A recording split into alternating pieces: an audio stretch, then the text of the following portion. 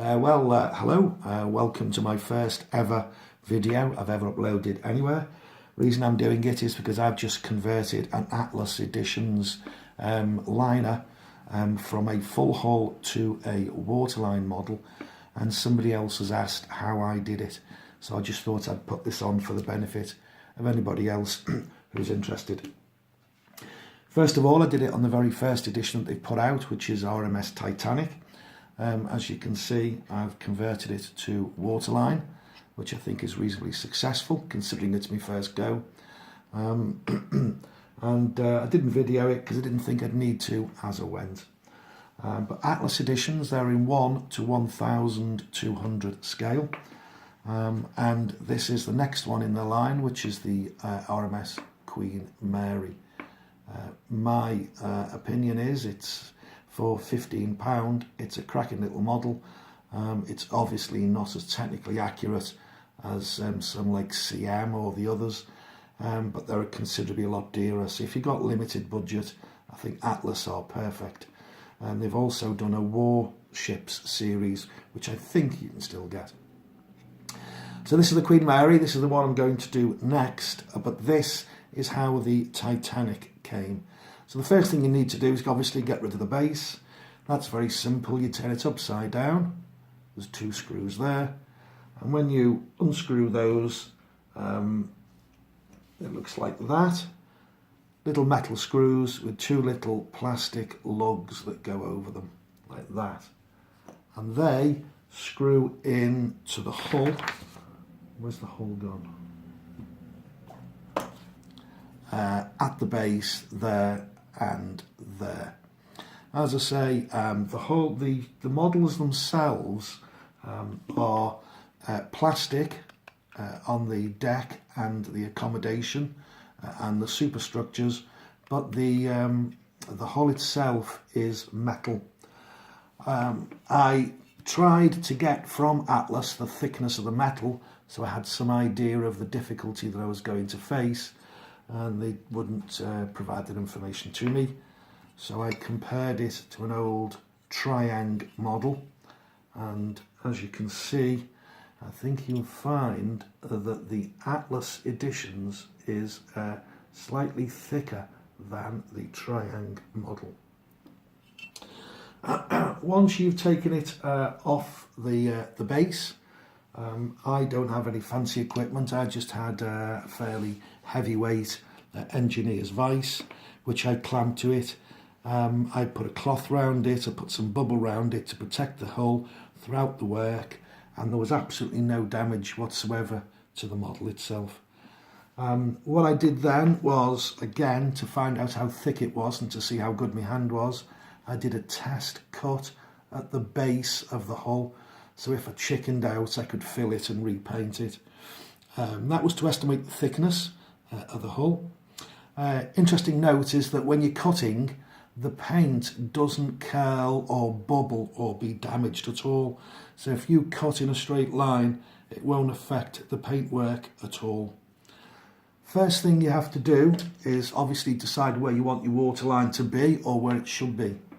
Now on this full hull model, what I did was I took some masking tape, I think this is Tamiya, and worked out where my waterline was and put the tape along it.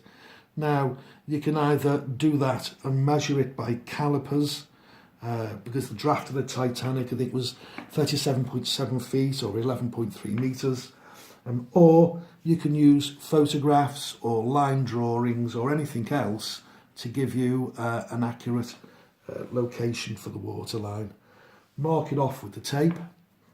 What I then did is took another piece of tape and marked above it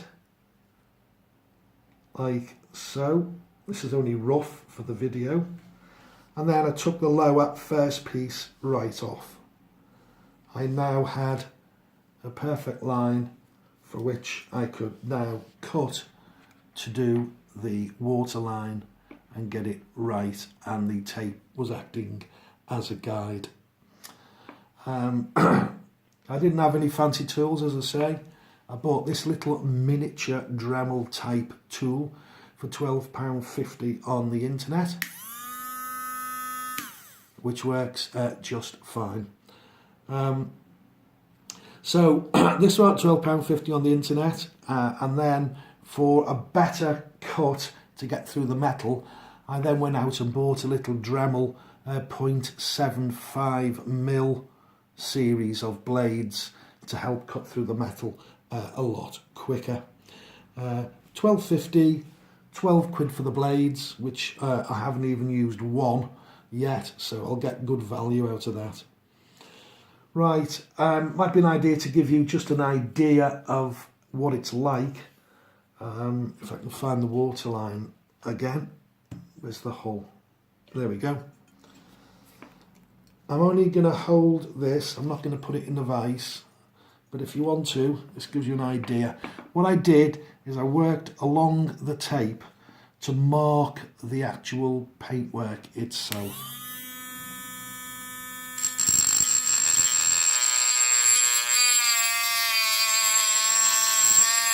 As I say, this is by hand, just to show you.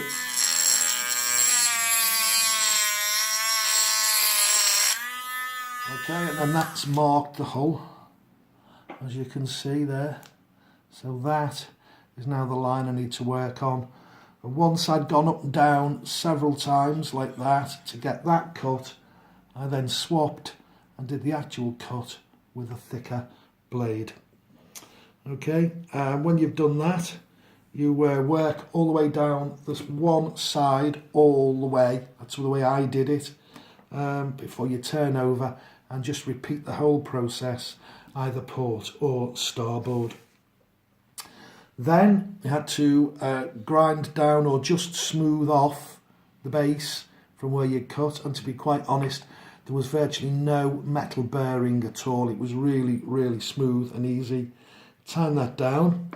And then touch up the black paint, which was very, very little work involved, and then touch up the actual anti-fouling. So that is the way I did it. That is what you're left with. There's the old hull with the test marks. That's what I've cut off. If you're feeling really brave, it's up to you. What you could do is knock off all the superstructure, because I think if you look inside here and here, here, here and here, these are where the little plastic lugs push in to keep the superstructure and the deck onto the metal hull. I didn't bother doing that, but you might want to. So there you have it. One full hull, Queen Mary, which is my next project. Alongside that is the waterline Titanic, which I think is pretty good. And alongside that, far more expensive metal full line Windsor Castle. And I think you'll see there that there's not much difference at all. In fact, I'm rather pleased with it. So there you go. Enjoy. I hope this has been of benefit to you.